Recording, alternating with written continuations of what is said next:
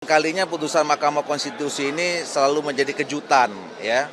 Ini kan kita sisa tinggal kurang lebih seminggu lagi nih mulai pendaftaran. Tiba-tiba ada kebijakan baru dan kita sama-sama tahu putusan Mahkamah Konstitusi itu final and binding. Nah tadi saya udah langsung koordinasi dengan Ketua KPU. Ketua KPU juga ada acara di sebelah, langsung pulang ke kantor, kumpul dengan kawan-kawannya, sesama komisioner. Dan saya lagi nunggu putusan lengkapnya gitu. Nah kalau kita lihat yang dari berita sekarang ini kan ada perubahan yang sangat mendasar ya. Jadi dan hitungan hampir semua partai di setiap daerah nanti akan juga bisa kemungkinan untuk mencalonkan pasangannya sendiri gitu. Apalagi yang dihitung kan bukan dari jumlah penduduk tapi dari jumlah DPT. Nah tentu ini akan akan merubah dari perspektif politik pasti akan merubah konstelasi politik. Gitu. Tapi persoalannya apakah dalam 7 hari yang sisa ini akan baik atau tidak gitu ya. Makanya nanti akan kita pelajari. Dan memang kami sudah jadwalkan hari Senin tanggal 26 besok itu akan ada RDP yang memang akan membahas soal 3 rancangan PKPU dan 2 rancangan Perbawaslu. Mungkin hari Sabtu kami akan konsinyering dulu. Nah bahan ini nanti akan kami bahas di konsinyering di hari Sabtu. Mudah-mudahan hari Senin nanti akan ada ya putusan. Kalau lihat dari tata peraturan perundangan kita, putusan ini nanti akan harus dituangkan di PKPU gitu. Bang Doli, ini kan kalau misalnya MK ada putusan MK ini artinya Mas Anies ini bisa maju melalui PDIP. Nah ini melihatnya sebagai saingan Kim Plus nantinya seperti apa Bang? Ya saya kira itu yang tadi saya katakan. Ini bukan hanya Jakarta. Hampir di semua tempat, provinsi, kabupaten, kota akan bisa merubah peta politik pencalonannya nanti gitu. Nah tentu kalau kami dari Partai Golkar, dari Koalisi Indonesia Maju, ya tentu ini akan harus ada akan ada rapat lah ya. Kita akan pastikan dulu, ini kan baru saya belum nerima putusannya ya. Kadang-kadang kan putusan itu kalau nanti nggak tahu ada frasa-frasa apa di dalamnya sampai di akhir nanti yang kita ketahui nanti pada akhirnya apakah memang ini harus diberlakukan sekarang atau tidak gitu. Bang, artinya Komisi 2 bakal memanggil KPU untuk melakukan pendalaman gitu ya Bang?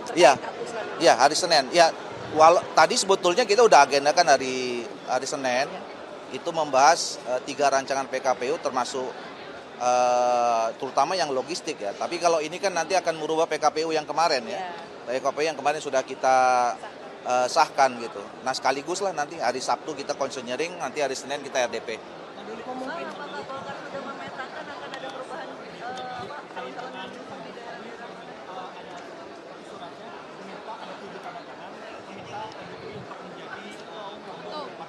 Ini apa nih? Ini yang mana dulu nih? Ini soal PKPU atau apa? Yang soal pilkada apakah Golkar sudah memetakan di daerah-daerah mana yang akan dievaluasi koalisinya? Belum lah, ini kan baru nih, baru berapa 1 jam yang lalu ya saya dapat ya. Makanya saya kira nanti Golkar bersama dengan Koalisi Indonesia Maju mungkin harus duduk bersama lagi ya, memetakan ulang kira-kira nanti pasca dari putusan MK ini seperti apa. Sekali lagi kita tunggu putusan MK ini nanti putusnya salinan lengkapnya seperti apa. Nanti teman-teman KPU mungkin malam juga mereka sudah punya pandangan ya. Saya juga sudah tadi suruh minta teman-teman staf TA di Komisi 2 untuk mengkajinya. Nah malam nanti bisa akan kita ketahui. Ada kemungkinan perubahan berarti ya Bang, nama-nama cakada itu ya Bang? Ya kalau secara politik, secara strategi, begitu peraturan berubah, terus kemudian peta kekuatan berubah, ya tentu kita harus menyesuaikan diri gitu. Tapi yakin Kim Plus akan solid Bang, melihat pemetaan yang akan berubah? Ya insya Allah selama ini kan kita udah teruji ya, kita sudah punya success story kemarin di Pilpres. Sejauh ini dalam pemetaan atau pencalonan pasangan calon di sekian daerah yang kayak kami misalnya kan kami sudah ada sekitar 27 provinsi, ada sekitar 400 kabupaten kota, semuanya itu pasti sudah dibicarakan. Sebelum kami putuskan kami sudah bicarakan dengan teman-teman di Koalisi Indonesia Maju. Ini kan PKPU-nya bakal dibahas lagi, kemungkinan bakal dibahas lagi. Apakah nanti pendaftaran itu bisa diundur gitu, pendaftaran Tapi saya kira ya kalau nanti berkonsekuensi dengan perubahan tahapan atau jadwal, ya saya nggak yakin ya akan bisa sampai kepada perubahan jadwal itu. Karena kan jadwal itu udah ajek ya, itu kan akan berentetan. Kalau kita satu bermasalah atau kita tunda itu nanti akan ada berdampak domino, efek domino kepada tahapan-tahapan berikutnya gitu. Oke. Perubahan jadwal nggak mungkin kan berarti apa? Ya makanya nanti kita lihat lah, kita lihat hari Senin. Kalau menurut saya agak sulit kalau kita mau merubah jadwal ya. Tahapan ini kan sudah berjalan, sudah diketahui banyak orang gitu. Oke. Pak Bagus, kalau ini Pak Jokowi diminta untuk jadi ketua umum Partai Golkar ini berkaitan Tanggapannya gimana Bang? Ya musyawarah nasional ini kan forum tertinggi ya, forum tertingginya keluarga besar Partai Golkar. Jadi semua keluarga besar Partai Golkar itu yang merasa bagian, yaitu punya hak untuk menyampaikan aspirasinya gitu. Ya termasuk senior-senior itu. Saya kira ya kalau ada yang mengusulkan A, mengusulkan B gitu, saya kira itu tidak dilarang ya dalam forum ini, dalam forum musyawarah nasional ini. Ya tinggal apakah nanti kemudian itu nanti bisa masuk ditangkap oleh peserta Munas, karena kan nanti yang menentukan peserta Munas. Oke?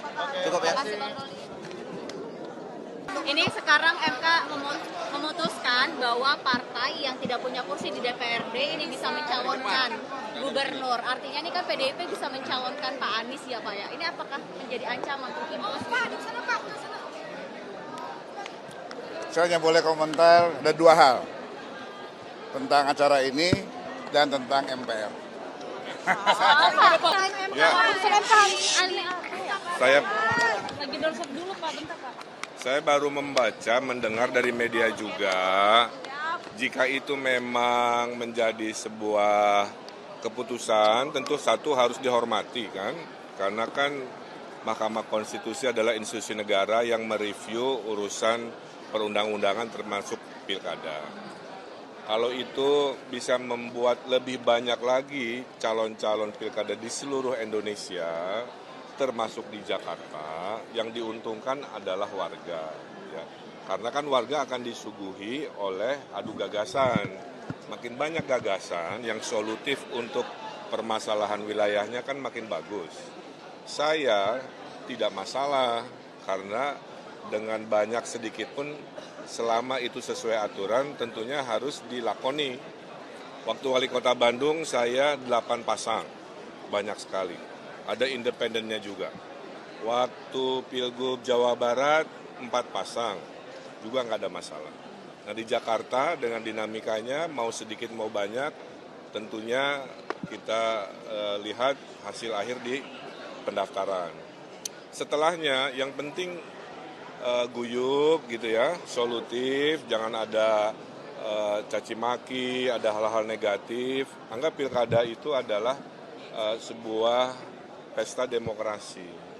Jadi tidaknya itu garis tangan takdir Allah. Kalau berhasil kita beradaptasi, kalau tidak berhasil kita juga beradaptasi. Tugasnya itu. Kekuasaan. Saya kira cukup. Download Tribun X sekarang, menghadirkan lokal menjadi Indonesia.